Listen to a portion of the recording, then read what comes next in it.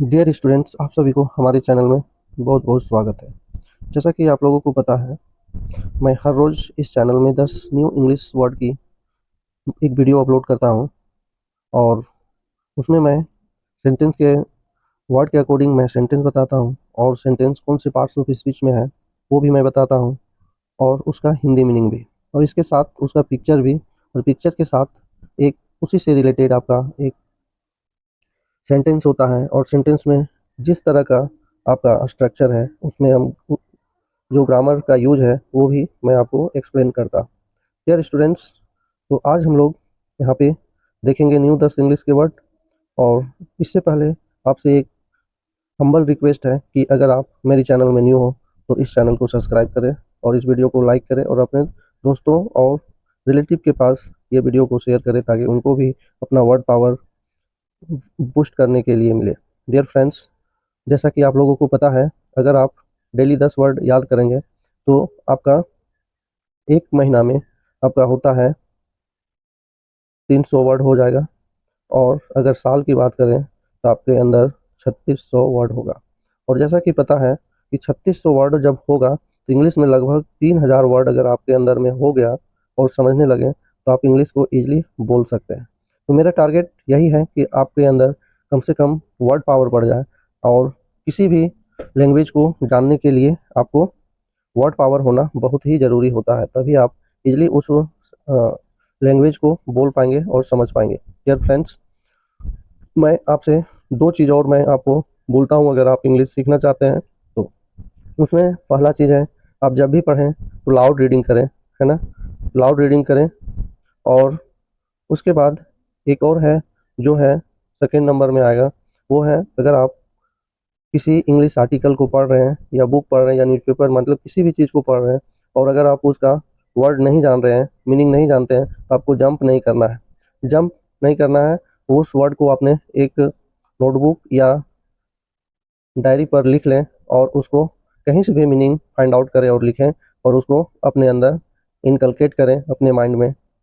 तो इस तरह आप अगर पढ़ेंगे तो मुझे विश्वास है कि आप ज़रूर एक दिन इंग्लिश सीख जाएंगे। डियर फ्रेंड्स, तो मैं अब ज़्यादा समय ना लेते हुए आपको अपने आज के न्यू 10 वर्ड की तरफ चलते हैं और देखते हैं। इसमें से पहला वर्ड मैं लिया हूँ डिस्ट्रक्शन, है ना। डिस्ट्रक्शन का मतलब होता है विनाश।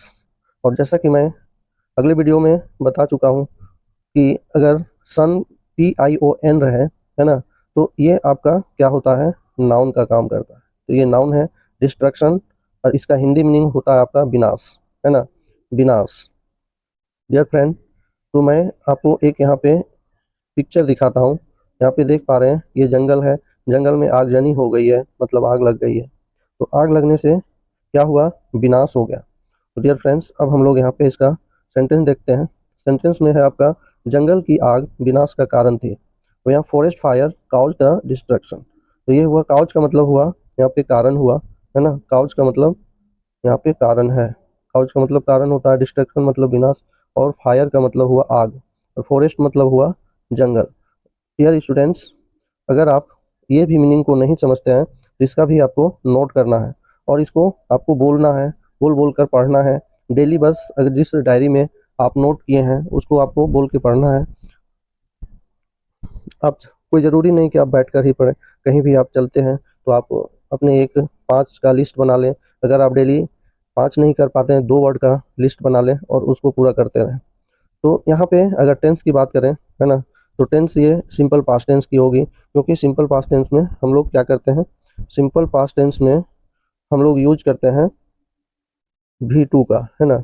और V2 किसी भी सब्जेक्ट के साथ में सिंपल प्रेजेंट टेंस में, इसमें सब्जेक्ट का कोई बाउंडेशन नहीं होती है, किसी भी सब्जेक्ट के साथ में हम V2 का यूज करते हैं प्लस ओ का यूज करते हैं। ओ मतलब हो गया आपका सब ऑब्जेक्ट, है ना, ऑब्जेक्ट या अदर वर्ड बोल सकते हैं। तो ये पास्ट टेंस का स्ट्रक्चर होता है सिंपल पास्ट का। तो ये सेंटेंस हुआ आपका सिंपल पास्ट टेंस। फिर फ्रेंड्स, अब आगे वर्ड की तरफ चलते हैं हम लोग। नेक्स्ट वर्ड है आपके सामने पेरिस, है ना। पेरिस का मतलब होता है नष्ट हो जाना। और पास्ट पार्ट ऑफ स्पीच की बात करें तो ये आपका वर्ब है ना। ये आपका वर्ब है। पास्ट ऑफ स्पीच की बात करें तो ये आपका वर्ब है, नष्ट हो जाना, पेरिस। अब हम लोग यहाँ एक पिक्चर देखते हैं और ये पिक्चर में आप देख पा रहे हैं यहाँ पे एक फ्लावर है ना। और इस फ्लावर नष्ट हो रही है वाटर के चलते, पानी के चलते मुरझा गई है। तो इससे अब हम लोग एक सेंटेंस देखते हैं और सेंटेंस में क्या है वो चीज़ आपको दिखाई पड़ेगा। डियर फ्रेंड्स, यहाँ पे फूल नष्ट होने लगे, है ना, फूल नष्ट होने लगे। तो यहाँ हिंदी के सेंटेंस ये है। अब यहाँ पे हम लोग देखेंगे इंग्लिश के सेंटेंस।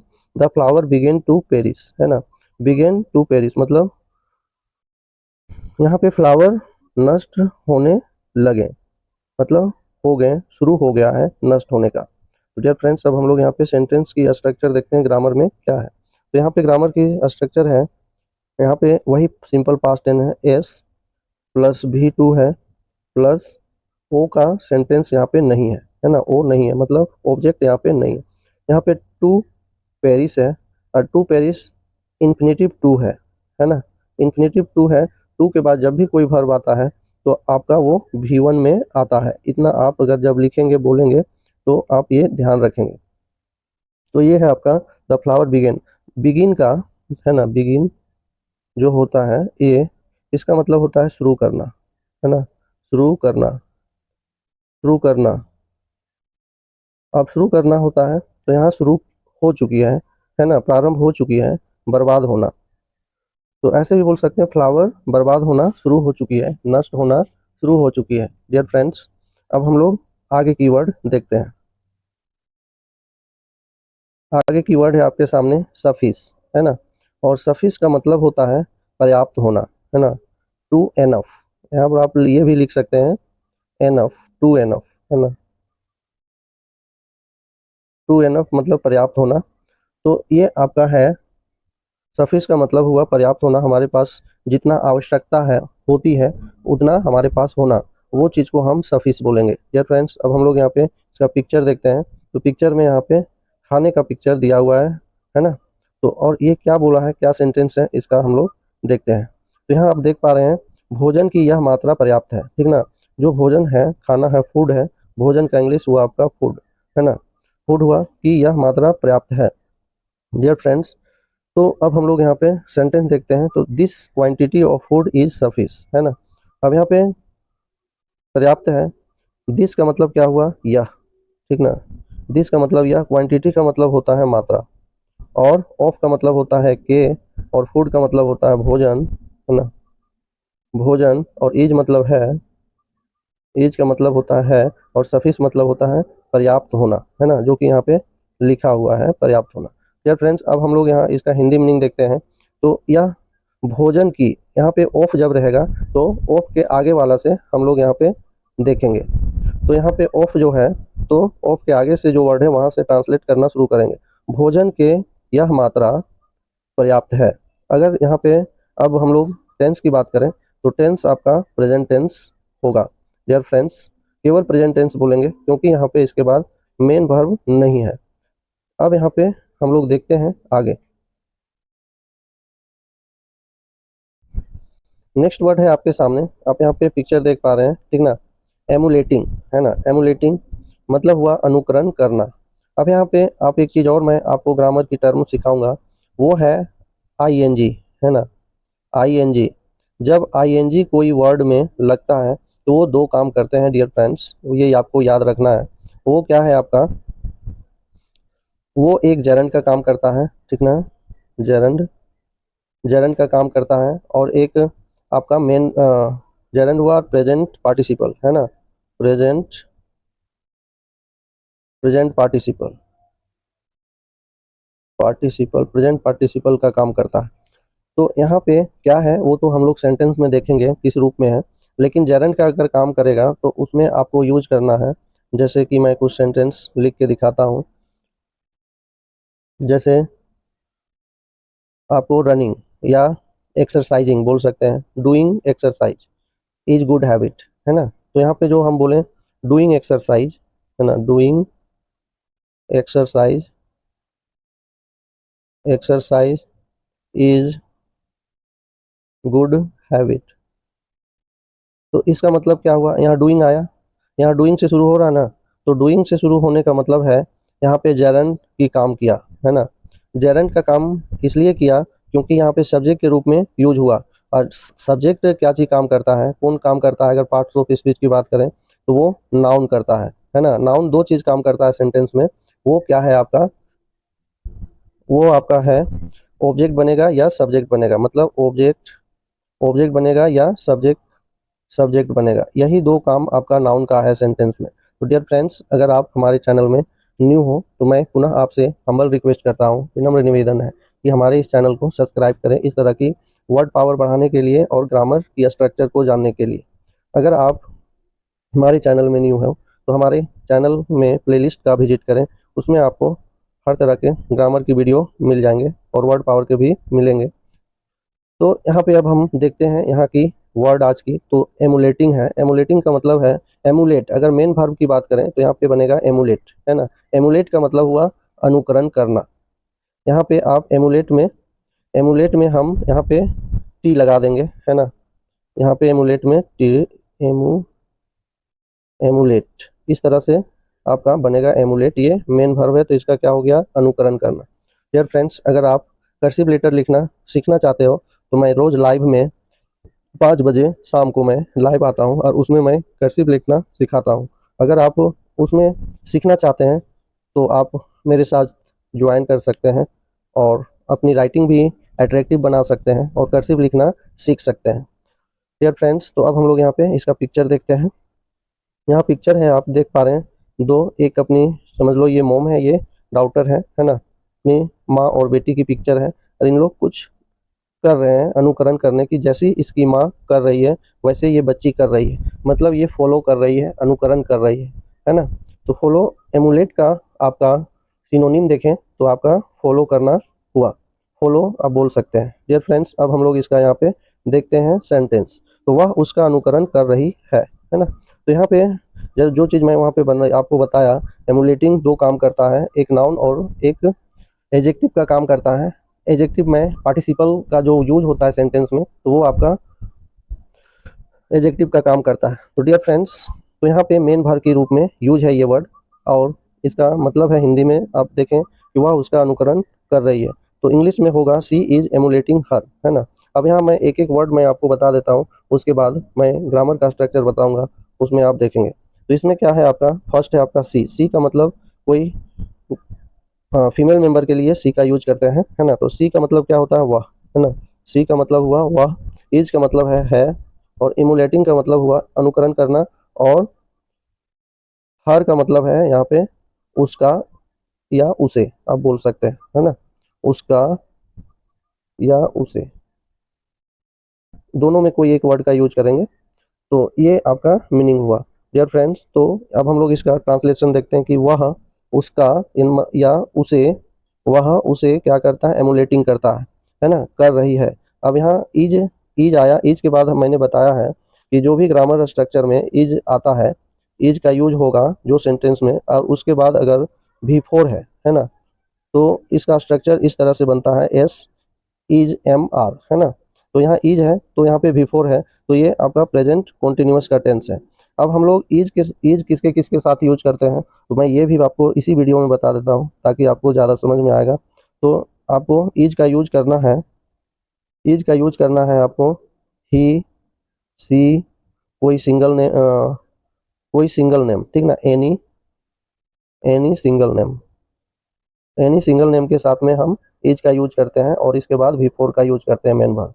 डियर फ्रेंड्स, तो अब हम यहाँ पे इस वर्ड के बारे में कंप्लीट जानकारी किए, अब उसके बाद मैं नेक्स्ट वर्ड में आपको लेके जाता हूँ। अब हम लोग नेक्स्ट वर्ड में आ चुके हैं, और नेक्स्ट वर्ड आपके सामने है टेन्योर, ठीक ना। टेन्योर पढ़ते हैं इसको, टेनूर टेनूर नहीं पढ़ेंगे इसको, क्या पढ़ेंगे, टेन्योर। तो टेन्योर का मतलब होता है कार्यकाल, है ना।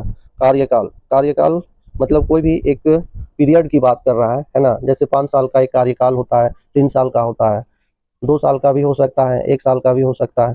तो यहाँ पे जो समय है, तो समय को ही टेन्योर बोला जाता है ना।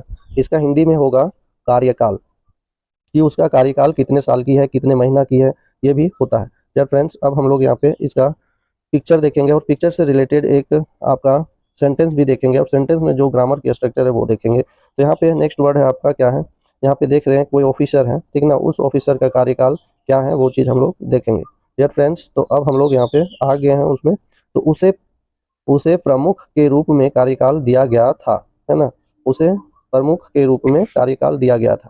डियर फ्रेंड्स, तो अब हम लोग इसका इंग्लिश देखते हैं। अब यहाँ पे इंग्लिश देखने से पहले मैं आपको एक एक वर्ड की मीनिंग बता देता हूँ, फिर मैं इसका एक सेंटेंस का ट्रांसलेशन भी मैं बताऊंगा। वो क्या है? ही का मतलब होता है वह, जैसा कि आप जानते हैं, और ये मेल मेंबर के लिए यूज करते हैं ही। वाज का मतलब होता है था, और गिवेन मतलब होता है दिया। गिव का थर्ड फॉर्म है, ठीक ना, ये आपका V3 है और इसका मतलब है दिया।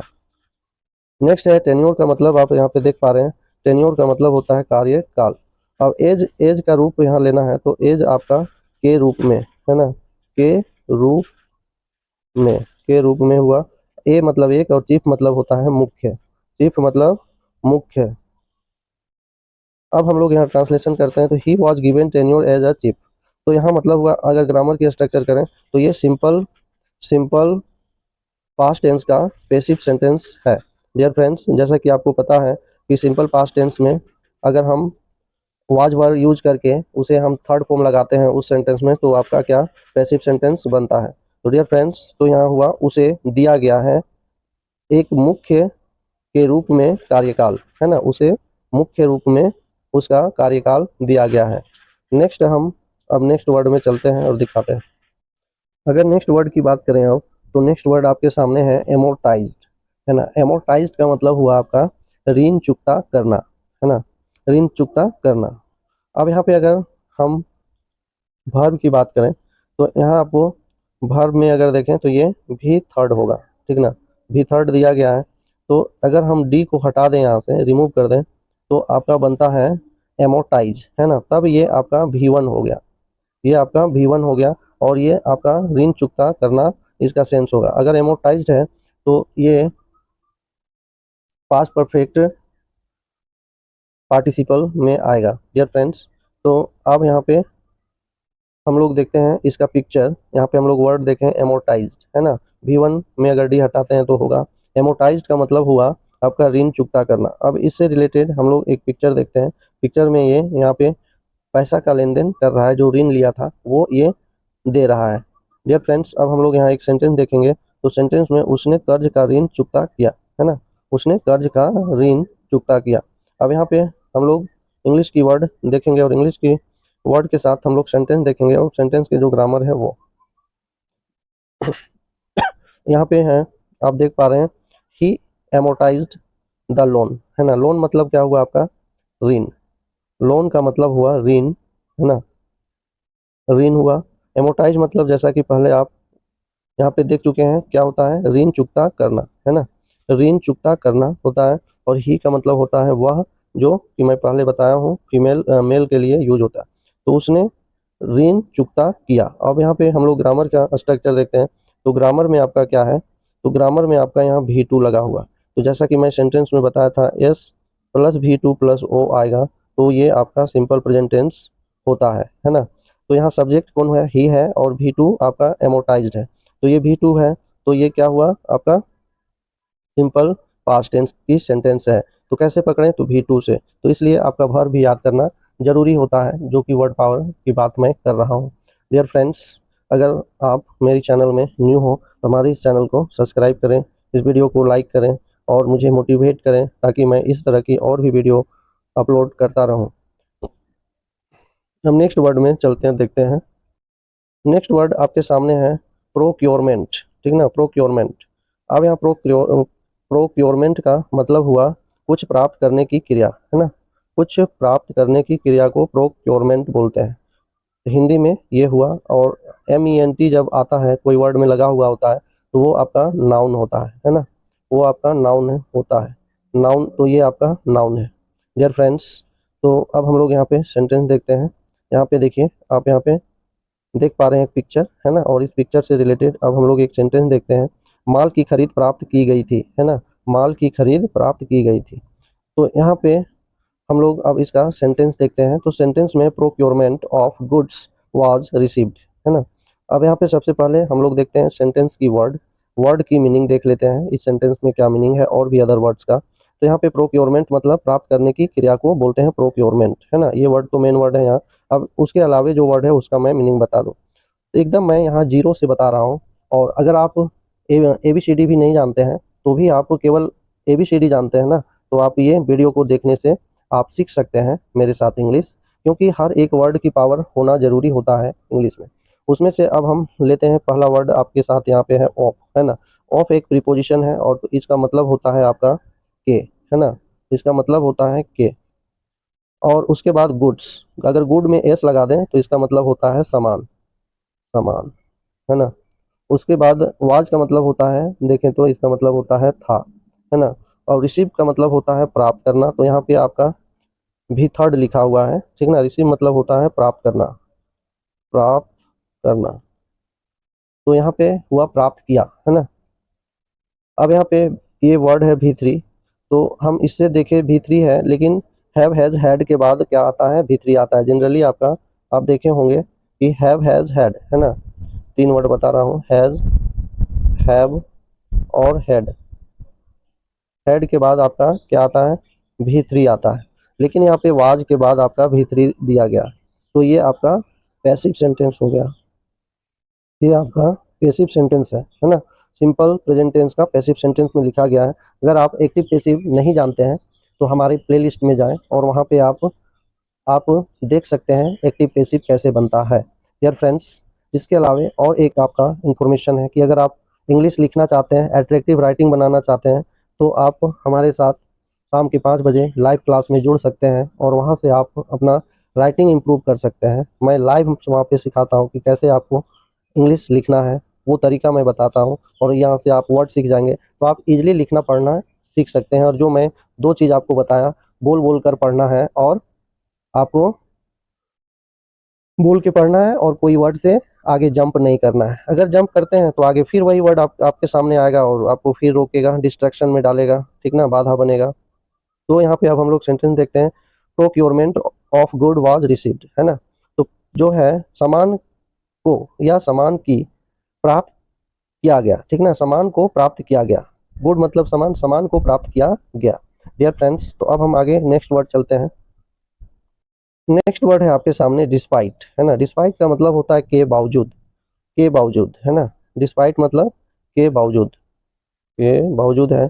आप देख पा रहे हैं। अब यहाँ पे अब हम लोग इसका सेंटेंस पिक्चर पहले देखते हैं। यहाँ पे देख रहे हैं कि इन लोग कुछ शर्त लगा रहे हैं, है ना, शर्त की बात कर रहे हैं। तो अब आगे हम लोग सेंटेंस देखते हैं, सेंटेंस में क्या स्ट्रक्चर हो सकता है ग्रामर की, वो भी डिस्कस करेंगे, कैसे इसको बनाया जा सकता है, और भी अदर वर्ड की जानकारी ले सकते हैं। तो यहाँ है, अनुभव की कमी के बावजूद उसे नौकरी मिली, ठीक ना, मतलब बिना एक्सपीरियंस के उसको जॉब मिल गई है। तो अब यहाँ पे हम लोग सेंटेंस देख लिए हिंदी की। अब यहाँ पे अब हम लोग इंग्लिश की अदर वर्ड की मीनिंग भी जानते हैं। आपको जैसा कि मैं बताया हूँ, आपको कोई नोटबुक में लिखना है और उसे याद करना है, डेली पढ़ना है, बोल बोल के पढ़ना है। बोलने से क्या होता है डियर फ्रेंड्स, बोलने से हमारे जो टंग है वो खुलता है, हमारे जबान खुलती है, और हमारे जो ऑर्गन्स है वो कॉन्स्टेंट होते हैं और वो बहुत जल्दी याद होता है। आपको मैं डेली कोई दिमाग में आपको ज़्यादा फोर्स डालना नहीं है, वो क्या करना है आपको कि बोलना है, बस बोलना है। तो इससे क्या होगा, आपके टंग में बैठ जाएगा और बोलने की प्रैक्टिस भी हो जाएगी और आप एक दिन इजीली सीख पाएंगे। तो डियर फ्रेंड्स, केवल बोलते रहना, पढ़ते रहना, आप सीख जाएंगे। बस दिन में आपको कहीं भी है 24 आवर्स में आपको जब समय मिलता है, तो बस जो ये लिस्ट मैं दे रहा हूँ वो लिस्ट को आपको एक बार पढ़ लेना है। आपने हमारे ये 20th वीडियो होगी इस चैनल में, ठीक ना। तो 10 × 20 मतलब 600, है ना। 10 × 20 मतलब 200, है ना। 10 × 20 कितना होगा, लगभग 200, ठीक ना। 200 वर्ड मैं इसमें अपलोड कर चुका हूँ, तो आप वहाँ 200 वर्ड की लिस्ट बना सकते हैं देख करके। और मैं ऐसा वर्ड का यहाँ पे सेलेक्ट किया हूँ कि आपको जो डे टू डे लाइफ में जो बोलने के लिए मिलता है, जस्ट वैसा ही आपको यहाँ पे मिलेगा। डियर फ्रेंड्स, अब हम आगे देखते हैं। तो आगे क्या है, यहाँ पे देख पा रहे हैं आप, सी, है ना। तो सी का मतलब होता है वाह।